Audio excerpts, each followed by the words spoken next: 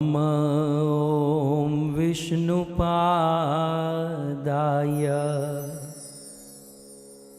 कृष्णप्रेष्ठाय भूतले श्रीमते भक्तिवेदान्त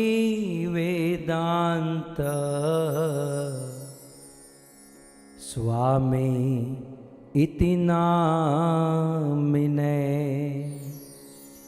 नमस्ते सरस्वते देवे गौरवाणी प्रचारिणे निर्विशेष शून्यवादी पाश्चात देशतारिणे। जय श्री कृष्ण चैतन्य प्रभु नित्यानंद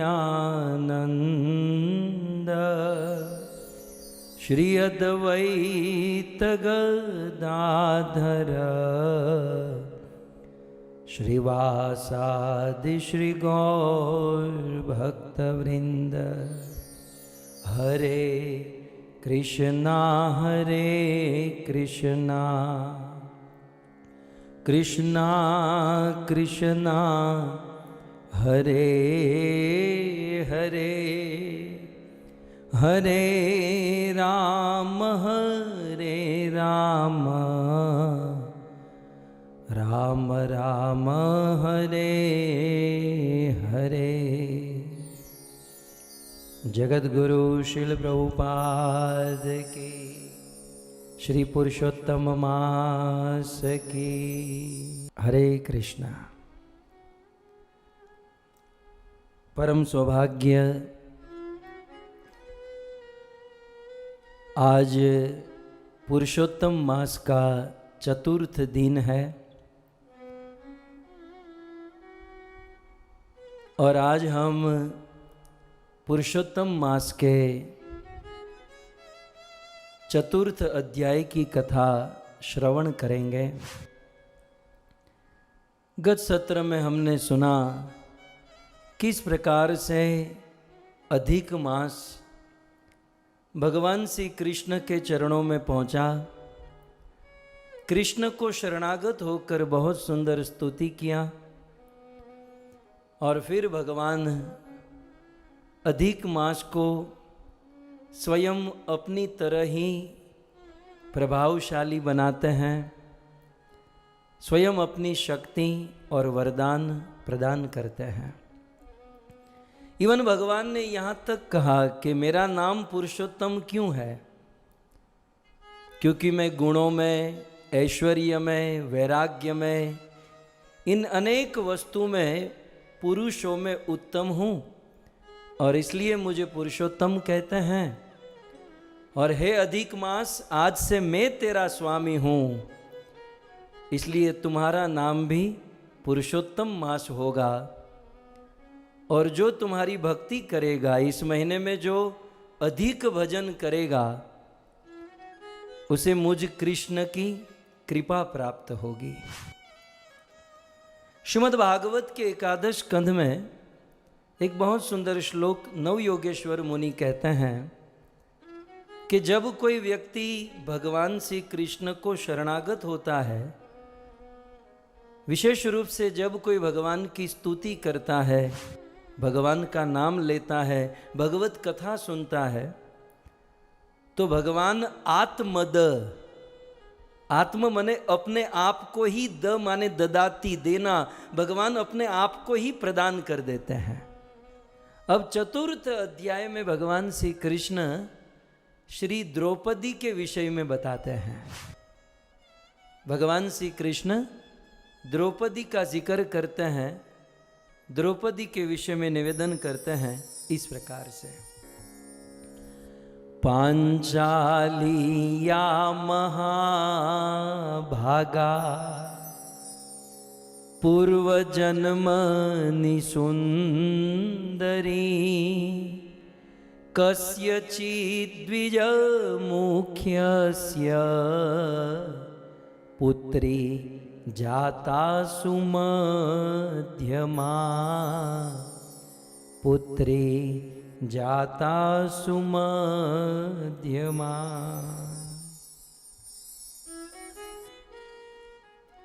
कृष्ण कहते हैं पांचाली तू महाभागा। पांचाली, द्रौपदी, तुम महाभाग्यशाली हो। इसका कारण जानती हो? अब युधिष्ठिर महाराज को अधिक मास की कथा सुनाए। अब इस चतुर्थ अध्याय में द्रौपदी महाभाग्यशाली कैसे बनी, श्री पुरुषोत्तम मास को लेकर इसका वर्णन भगवान श्री कृष्ण ये चौथे दिन चौथे अध्याय में करते हैं। सर्वप्रथम तो पांचाली या महाभागा, पांचाली द्रौपदी महाभाग्यवान है। सो द्रौपदी महाभाग्यवान है। सबसे पहले तो आप जानते हैं द्रौपदी का नाम क्या है? द्रौपदी के तो वैसे बहुत सारे नाम है, राइट? लेकिन द्रौपदी के पासपोर्ट में कौन सा नाम है? द्रौपदी को पांचाली भी कहते हैं, जैसे कृष्ण ने कहा। द्रौपदी भी कहते हैं क्योंकि यज्ञ से प्रकट हुई, इसलिए यज्ञ सेनी भी कहते हैं। लेकिन द्रौपदी का वास्तविक ओरिजिनल नाम क्या है? हमने भगवान रामचंद्र के जन्म की कथा सुनी, कृष्ण जन्म की कथा सुनी। ये द्रौपदी के जन्म की कथा भी बहुत सुंदर है। संक्षिप्त में मैं आपको बता दूं, महाभारत के द्रोणाचार्य और द्रुपद ये दोनों मित्र हुआ करते थे बचपन में। महाराज द्रुपद और द्रोणाचार्य बचपन में मित्र हुआ करते थे और बचपन में साथ में पढ़े लिखे खेले। और जब बड़े हुए तो द्रुपद पांचाल देश के राजा बन गए। द्रुपद जो थे पांचाल नरेश, पांचाल देश के राजा हुए और द्रोणाचार्य आचार्य बन गए। लेकिन जीवन का काल चक्र कुछ ऐसा हुआ कि वो बड़े गरीब दरिद्र ब्राह्मण हो गए।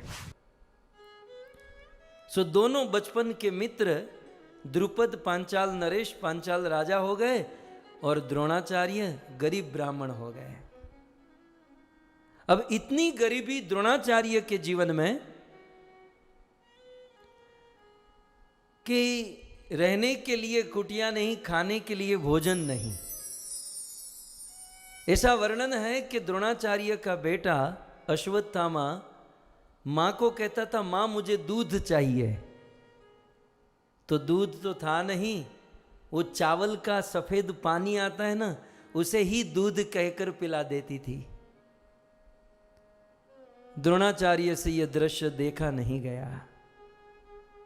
तब द्रोणाचार्य ने सोचा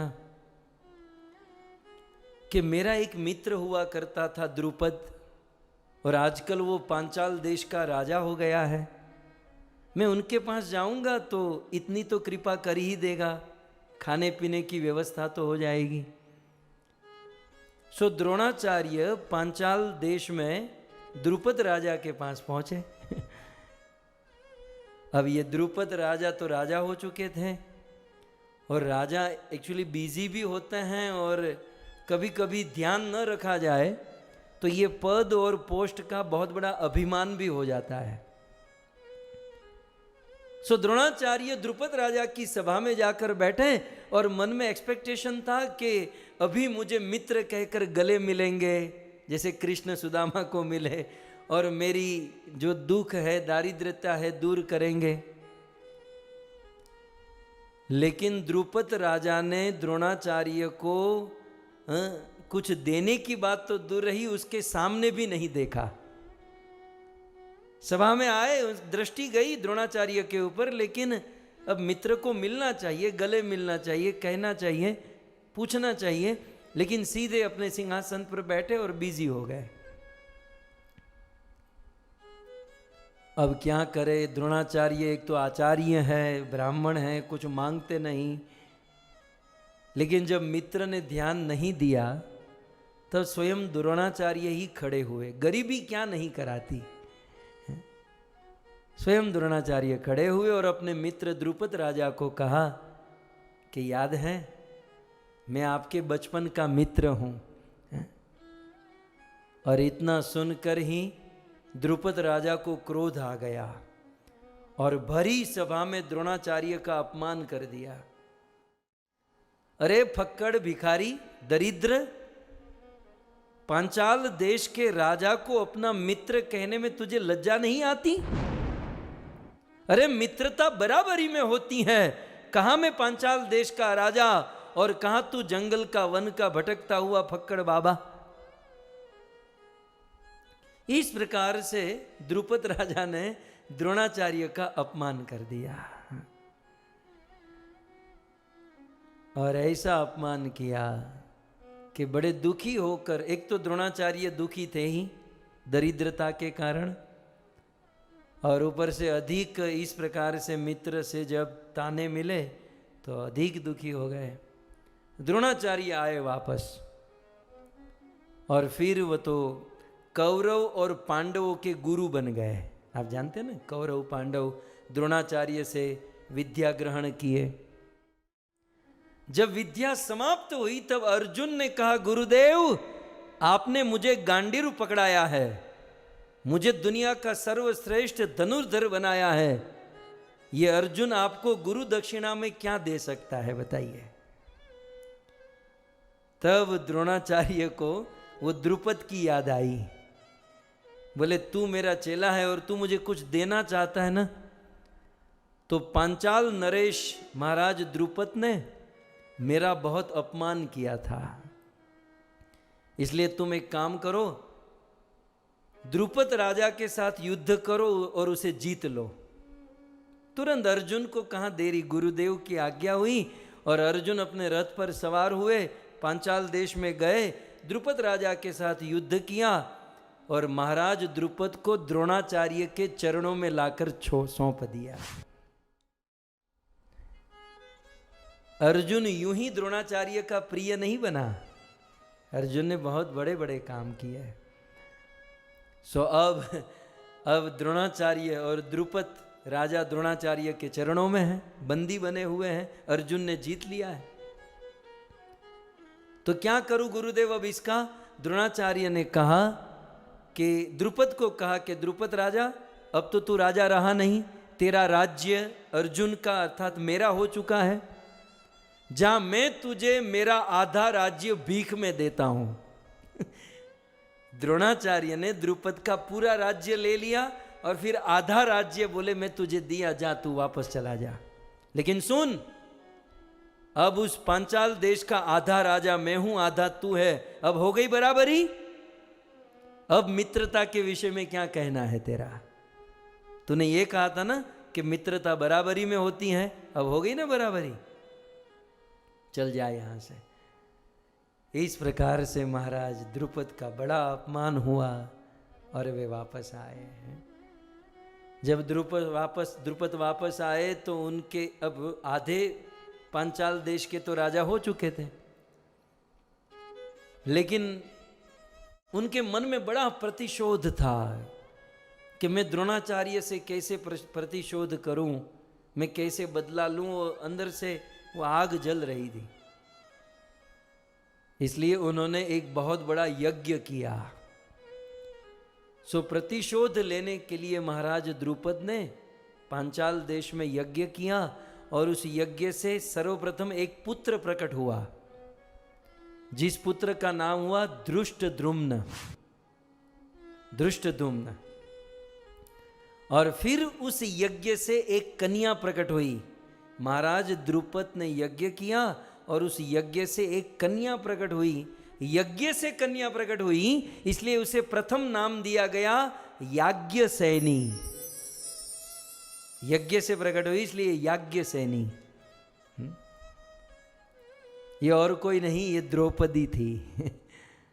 सो यज्ञ से प्रकट होने के कारण उसे याज्ञसेनी कहा। और महाराज द्रुपद की बेटी हुई, इसलिए इसे द्रौपदी कहा गया। लेकिन द्रौपदी जब प्रकट हुई बड़ी बुद्धिमान थी। ऐसा कहते हैं कि अग्नि की लौ से जो ऊपर काली श्याम वर्ण की शिखा होती हैं, उससे द्रौपदी का जन्म हुआ। इसलिए द्रौपदी जन्म से ही श्याम वर्ण की थी।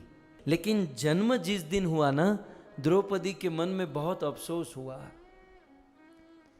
कि हाय रे, मेरा जन्म प्रतिशोध की आग से हुआ, मेरा जीवन कैसा बीतेगा। मतलब मेरे पिताजी बदले की आग में यज्ञ की और उससे मेरा जन्म हुआ।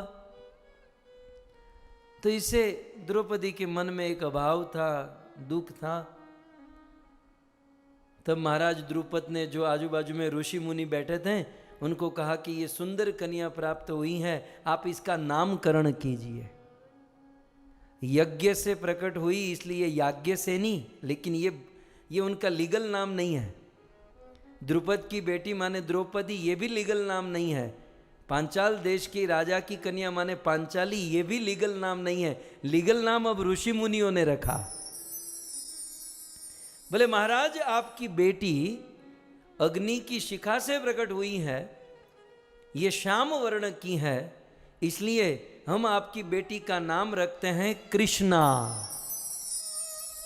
श्री कृष्णचंद्र भगवान की। द्रौपदी का नाम रखा कृष्णा। जन्म से ही द्रौपदी को बड़ी चिंता थी, दुख था। लेकिन ऋषियों ने जब इनका नाम रखा ना कृष्णा, तो द्रौपदी, सब लोग कृष्णा कृष्णा कृष्णा, इस नाम की गूंज होने लगी। और नाम का अपना प्रभाव होता है, वस्तु शक्ति का अपना प्रभाव होता है। मूल रूप से तो ये नाम हमारे भगवान कृष्ण का है ना, और उनके नाम से ही द्रौपदी का नाम रखा कृष्णा ऋषियों ने। तो ये कृष्ण नाम का प्रभाव द्रौपदी के जीवन में होने लगा। उनकी चिंता, उनका दुख, दारिद्र्य सब कुछ खत्म हुआ। और अब तो द्रौपदी मचल गई कि ये कृष्ण है कौन। और फिर आगे बहुत बड़ी कथाएं आती है। लेकिन यहां पर कहा गया द्रौपदी या महाभागा। ये भगवान श्री कृष्ण कहते हैं पुरुषोत्तम मास महात्म्य के 4 अध्याय में कि द्रौपदी महाभागा। द्रौपदी किस सेंस में महाभाग्यवान है? आप जानते हैं कि द्रौपदी के 1 नहीं 2 नहीं 5 पति हैं। हम लोग संसार में, समाज में 1 पति की 5 पत्नी तो सुनते हैं। हमारे सब भाईजान, भाई लोग, एक की 5 पत्नियां तो होती है, 2 3 5। लेकिन 5 पतियों की 1 पत्नी न भूतो न भविष्यति, केवल द्रौपदी। और इतना होकर भी, 1 पत्नी और 5 पति होकर भी, वो 1 पत्नी 5 पतियों को प्रसन्न रखती थी, 5 पत्नियों को खुश रखती थी। 5 पति द्रौपदी के वश में थे। महाभागा इस सेंस में है कि जब द्रौपदी और द्वारिका की 16,108 कृष्ण की पत्नी, इनका मिलन हुआ, तो एक बार कृष्ण की 16,108 रानियों ने द्रौपदी को कहा कि सखी एक प्रश्न का उत्तर दे दे कि हम 16,108 पत्नी हैं, लेकिन एक पति को कंट्रोल नहीं कर सकती हैं कृष्ण को। हम 16,108 मिलकर एक कृष्ण को, द्वारिकाधीश को कंट्रोल नहीं कर सकती हैं, और तू एक होकर 5-5 को कंट्रोल कर लेती है। इसका रहस्य क्या है? कृपया करके बताओ। महाभारत में इस प्रसंग का वर्णन। तब द्रौपदी ने कहा, सबसे पहली बात, आपका प्रश्न ही गलत है। मैं मेरे पतियों को कंट्रोल नहीं करती हूं, मैं मेरे पतियों को मेरे वश में नहीं रखना चाहती हूं, लेकिन हां, मैं मेरे पतियों की 8 तरीके से सेवा करती हूं, और वो 8 तरीके से सेवा करने के कारण न चाहते हुए भी मेरे पति मेरे कंट्रोल में हो जाते हैं।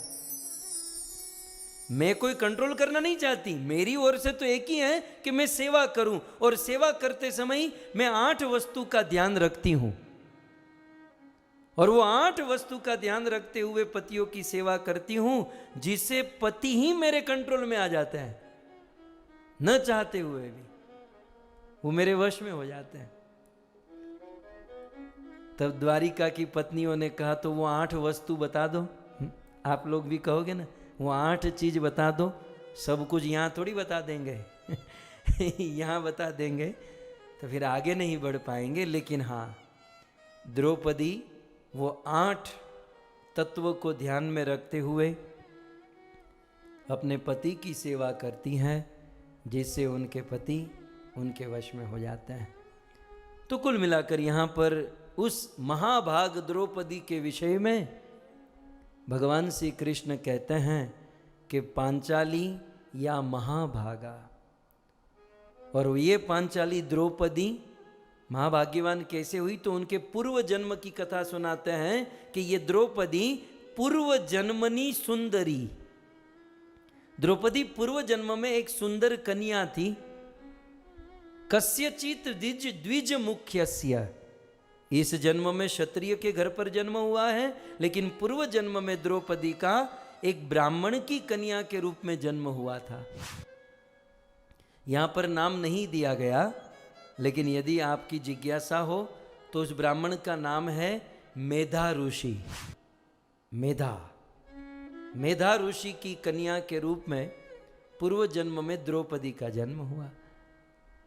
सो कस्यचित द्विज मुख्यस्य, ब्राह्मण की बेटी मेधा ऋषि की बेटी थी पूर्व जन्म में द्रौपदी। और पुत्री जाता सुमध्यमा, और बहुत सुंदर थी। सुमध्यमा माने उसके मध्य भाग माने उनकी कमर सुंदर थी। अब देखो, किसी को भी एक शब्द में सुंदरता बतानी हो ना, तो कमर से बताते हैं कि उसकी कमर बहुत सुंदर थी। आज तो समझ में नहीं आता कमर है कि कमरा है सुमध्यमा। फिर आगे कहते हैं कि जब द्रौपदी का जन्म हुआ पूर्व जन्म में, मेधा ऋषि के वहाँ जब इस सुंदर कन्या का जन्म हुआ, धीरे धीरे समय बीता। लगभग 12 साल 16 साल की हुई। कालेन गच्छता तात संजाता 10 वार्षिको। उस पूर्व जन्म में मेधा ऋषि की इस कन्या की विवाह की उम्र हो गई, और रूप लावण्य ललित, सुंदर रूप था, लावण्य था, सुंदर नेत्र थे।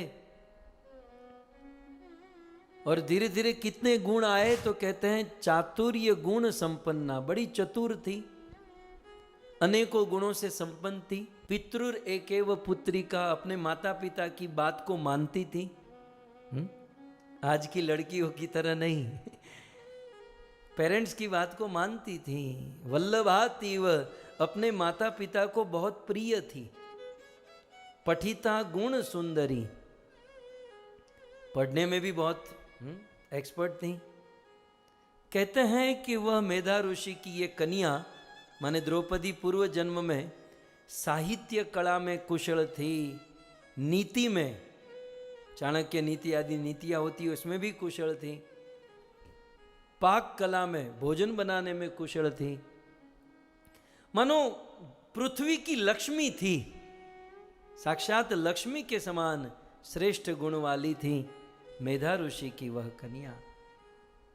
जब उनकी उम्र हुई तो उनके मन में मनोरथ हुआ कि अब मेरी उम्र हुई है तो मेरा विवाह हो जाए तो अच्छा है। देखो, किसी कन्या के मन में समय आते ही ये इच्छा होना कि मेरा विवाह हो जाए, ये बहुत बड़े सौभाग्य की बात है।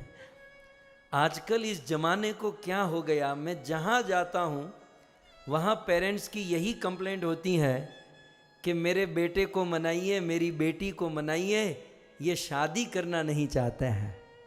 मतलब शादी तो करेंगे लेकिन आधे बूढ़े हो जाने के बाद है। देखो, ये शादी वैदिक परंपरा है और हमारे वेदों के अनुसार समय से विवाह हो जाना चाहिए, समय से संतान उत्पत्ति होनी चाहिए, ये सब समय के साथ होना चाहिए। यदि आप समय पार कर दोगे तो फिर गृहस्थ जीवन का सुख नहीं मिलेगा। इसलिए मैं अक्सर कहता हूँ कि हमारी कामयाबी हासिल करने के लिए हमें प्लेटफॉर्म चाहिए, और हमारा फर्स्ट प्लेटफॉर्म है वर्णाश्रम धर्म। भगवान ने हमें जिस वर्ण में जन्म दिया, जिस आश्रम में जन्म दिया, उसका पालन करना चाहिए। तो हम जिस वर्ण में हैं, वर्ण का पालन, आश्रम का पालन, ये हमारा बेसिक नियम है। जब हम और आप वर्ण और आश्रम को ही फॉलो नहीं करेंगे तो अन्य धर्म, अन्य रिस्पॉन्सिबिलिटी क्या खाक फॉलो करेंगे? इसलिए वर्णाश्रम होना चाहिए। 25 वर्ष तक ब्रह्मचर्य और 25 के बाद विवाह हो जाना चाहिए। 1-2 साल आगे पीछे नो प्रॉब्लम, लेकिन 40-40 साल की उम्र होती है फिर भी शादी नहीं करते। मतलब ये कल्चर मैं तो खोज रहा हूं कि ये कहां से आ रहा है, ये सब कहां से सीख रहे हैं आजकल के बच्चे। ये कल्चर में नहीं था। 25 वर्ष की उम्र में शादी हो जाती थी। मैं 25 में सिक्का नहीं लगा रहा हूं, कलयुग है, 2-3 साल आगे पीछे, लेकिन समय से यह सब हो जाना चाहिए। आज आप देखिए भगवान श्री कृष्ण द्रौपदी के विषय में कहते हैं कितनी पवित्र कन्या है। जब विवाह की उम्र हुई तो उसके मन में ही इच्छा हुई कि मेरा विवाह हो जाए, कोई अच्छा वर मिल जाए।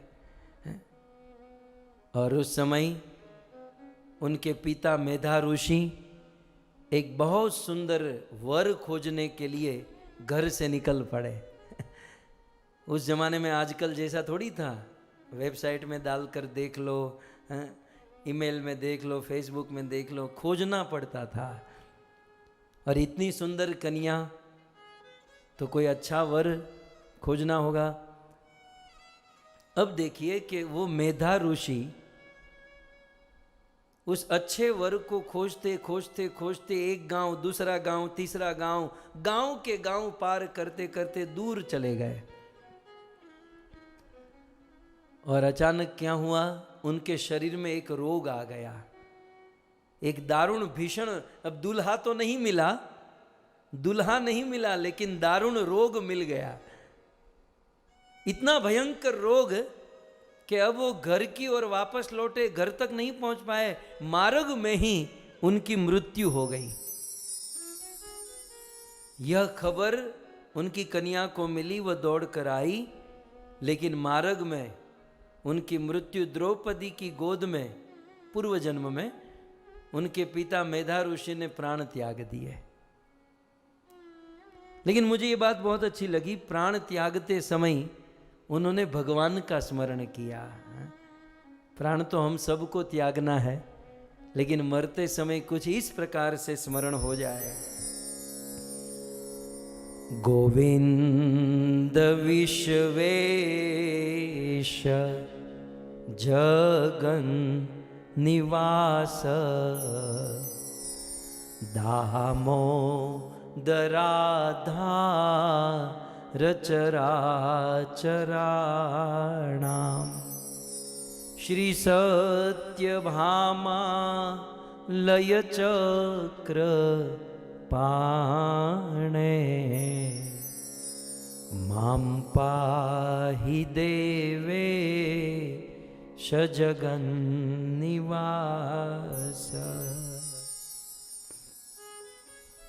मरते समय मेधा ऋषि यह श्लोक का उच्चारण किए। पद्म पुराण के इस अध्याय में यह वर्णन है।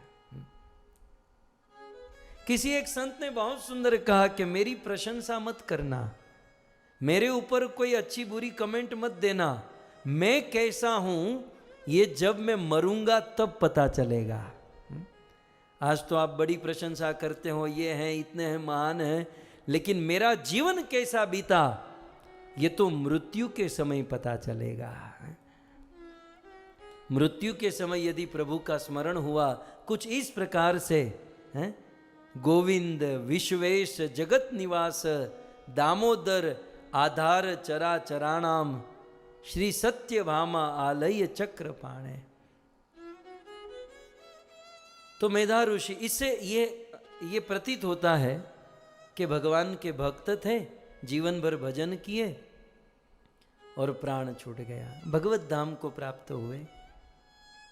लेकिन इनकी जो ये कन्या थी, उसको न माता थी न भाई थे, उनका आगे पीछे कोई आधार नहीं था, केवल एक पिताजी थे मेधा ऋषि, और उस पिताजी की भी मृत्यु हो गई। अब गोद में मस्तक रखकर पिता ने प्राण त्यागे। उन दिनों या आजकल भी कोई स्त्री शमशान में नहीं जाती है।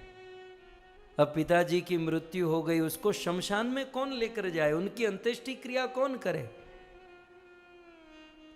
तब पद्म पुराण में ये स्वयं भगवान कृष्ण कहते हैं, आजू बाजू में रहने वाले कुछ लोग आए और मानवता के नाते उनकी अंत्येष्टि क्रिया किए, मेधा ऋषि को शमशान में ले गए और अंत्येष्टि क्रिया संपन्न की, और सब लोग अपने अपने घर चले गए।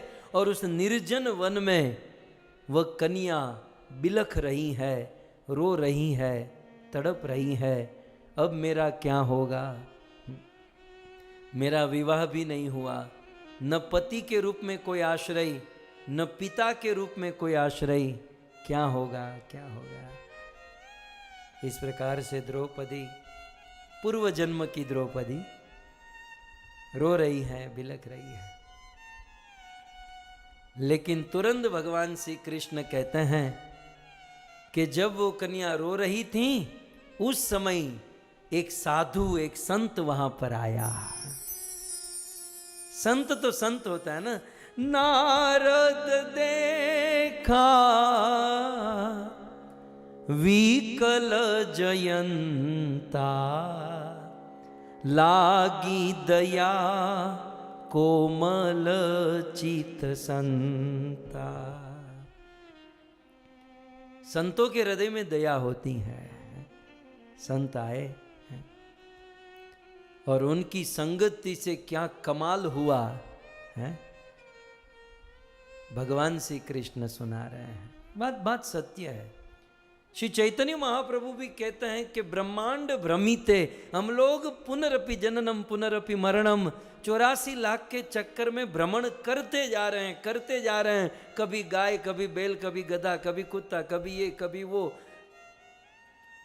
अनंत अनंत जन्म मृत्यु के चक्र में फंसे हैं। लेकिन ब्रह्मांड भ्रमिते, भ्रमण करते हुए गुरु की यदि कृपा हो जाए तो भक्ति का बीज मिलता है, और उस भक्ति के बीज से भगवान को प्राप्त कर सकते, 84 के चक्कर से मुक्त हो सकता है।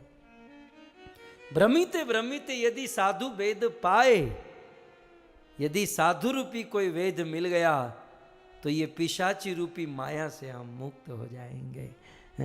गुरु कर्ण धारम, यदि इस मनुष्य जीवन की नौका को चलाने वाला कोई कैप्टन, कोई नाविक मिल गया, तब तो ये नैया पार लग जाएगी।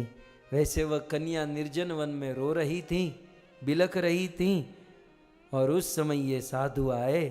तब कृष्ण को पूछा कि वह साधु कौन थे और कैसी कृपा हुई। तब कहते हैं, इति श्री पद्म पुराणे पुरुषोत्तम महात्म्ये ऋषि भी कृतम ऋषि पुत्र्या सांत्वनम नाम चतुर्थो अध्याय समाप्तः। मैं धन्यवाद दूंगा वेदव्यास मुनि को कि क्या किस मोड़ पर लाकर अध्याय की समाप्ति करता है। तो इस, आप लोग मुझे दोष न दो कि कथा में उतार कर फिर बंद कर दे, तो इसलिए मैं स्पेशल ये किताब में से निकाल कर रखा हूँ कि इति श्रीमद् पद्म पुराण है। सो इस प्रकार से यहाँ पुरुषोत्तम मास महात्म्य के चौथे दिन के चौथे अध्याय की कथा विराम होती है, और बाकी की जो कथा है हम 5वें दिन सुनेंगे। श्री पुरुषोत्तम मास की जगत गुरु श्रील प्रभुपाद की